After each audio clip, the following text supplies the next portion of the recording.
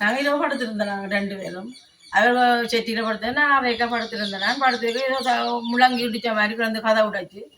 அது பிறகு நான் ஒழும்பு தாதிச்சு ஒழும்பு என்ன வந்து கழுத்தில் கத்தியை வச்சு தின தோட்டம் கட்டி சங்கிலி இழுத்தாருக்க நானும் விடையில அடிபட்டு போஸ் பண்ணி வெளியாலே அவன் கட்டி கதவு கடிச்சு நாக்கள் விரட்டுக்கண்டு அது பிறகு வெளியாலே ஓடி இருந்தா அப்போ அதுக்கப்புறம் ஓடிட்டான் வெளியாலே ஓடி வந்து இவரை பகைய ரத்தத்தோட நிற்கிறார் வெளியில வெளியில ரத்தத்தோட நிற்க நான் இவருக்கு நின்று கேட்டுக்கிட்டோம் மண்ணாடி அடி அடி எனக்கு கொட்டி கொண்டு போறாங்க பேந்து பார்க்க நாங்கள் வலிக்கிட்டு வர அதில் நின்று எனக்கு அடிக்கிறாங்க அடிக்க வராங்க நாங்கள் மண்ணாடி அள்ளி கொட்ட அவன் கொட்ட கூட நான் தடுக்கிறோம் மண்ணாலே கொட்டி கொண்டு நிற்கிறாங்க மற்றது இன்னொரு கேள்வி கூட கேட்க இல்லை மற்றதுங்க காசு எங்க நகை எங்க அப்படி ஒன்றும் கேட்கல இதுதான் செய்தாங்க. என்ன நடந்தது?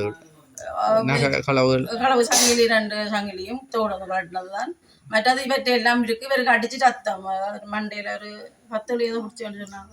ஹாஸ்பிட்டல்ல இப்போ பாட் பண்ணியிருக்கேன். அண்ணளவா எவ்வளவு நகை களவு இருக்கும்? எல்லாமே ஒரு 6 பவுன்.